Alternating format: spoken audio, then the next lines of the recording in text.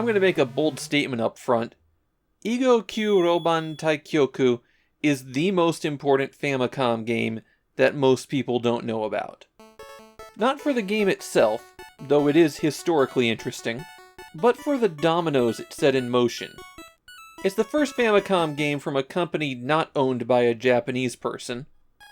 Henk Rogers, who is Dutch, founded the company in the early 80s to develop computer games for the Japanese market, including the first RPG released in the country. To convince Nintendo that he should be allowed to release a port of his popular computer Go game, he took it straight to the top. And that's why囲碁九Roban Taikyoku is the only Famicom game that Nintendo President Hiroshi Yamauchi ever played. Yamauchi and Rogers bonded over playing Go, and that relationship will lead to one of the defining events for video games in the 1980s. Putting the title in English is a little bit funny. There's no common way to render the Japanese term that the title uses, but I call it 9x9 Go when I'm teaching someone how to play, so that's what I used.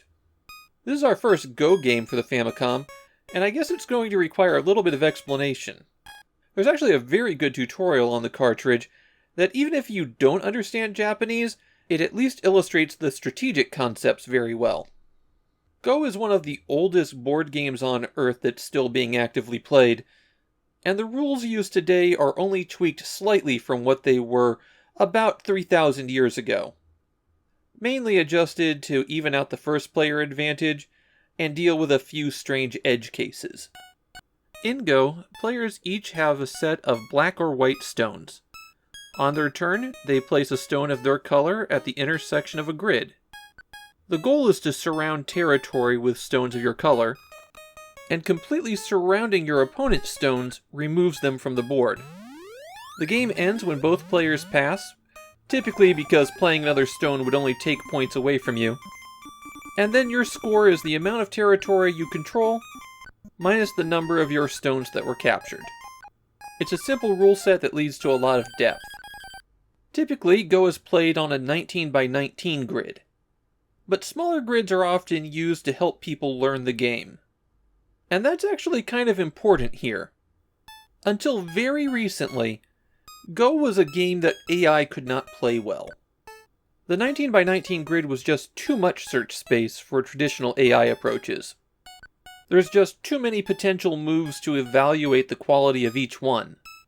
It required some radically different AI for a computer to be able to reliably beat a good Go player.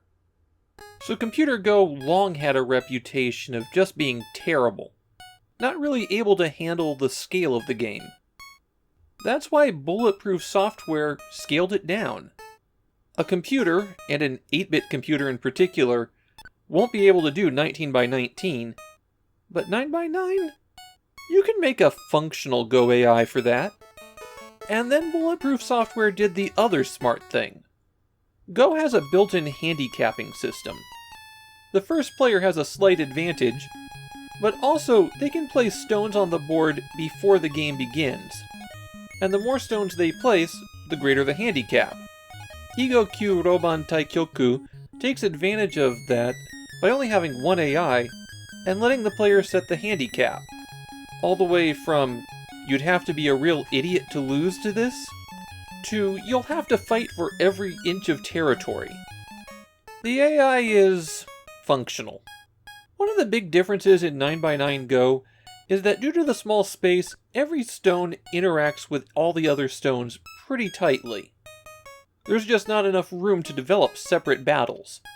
So it's a very tactical game, and the AI is fine at that.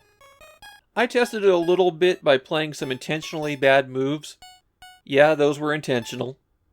And then seeing if I could outplay the computer based on those. And tactically it was strong enough to not let me eat their territory from the inside. But in terms of strategy, you can still see its weaknesses. I enjoy playing Go, but I'm not very good at it. And my out-of-practice level seems to be about 2 stone handicap in the computer's favor. In other words, I'm letting the computer go first and place 2 stones before I play. So I imagine if you're actually good at Go, this one wouldn't even challenge you. That said, if you don't know anything about Go, I actually think that this is a good version for getting a taste of it. It is the best Famicom Go game, and I guess the best Go game on the Famicom Disk System, since it was released on that platform first.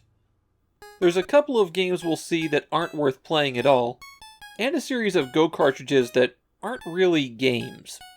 So if you want to play Go on your Famicom, this is the best option.